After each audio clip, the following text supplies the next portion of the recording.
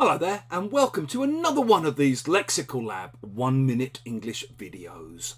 If you like this video, make sure you subscribe to our YouTube channel and check out our website www.lexicallab.com to find out more about our online courses.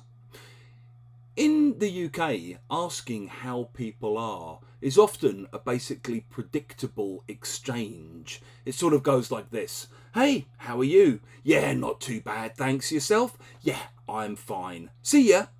And we basically don't tend to give more detailed answers than this. However, because at the moment I'm working with a lot of Ukrainian students, asking how people are is a very fraught process. For example, the other day in one of my classes, I asked a student how she was doing, and she basically replied by saying,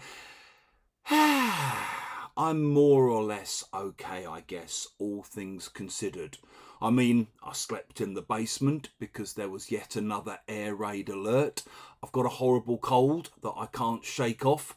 I have to work all day, but, I'm soldiering on.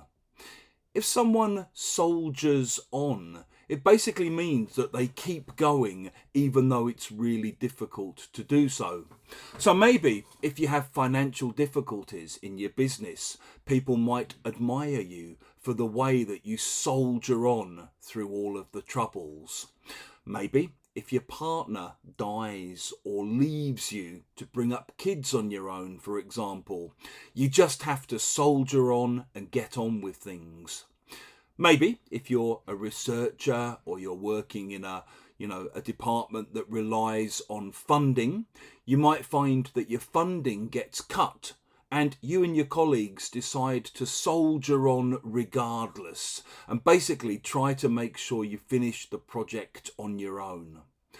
One of the things I've massively admired and learned a lot from working with Ukrainian students over the last few years is the way in which people just remarkably soldier on in the most appalling circumstances.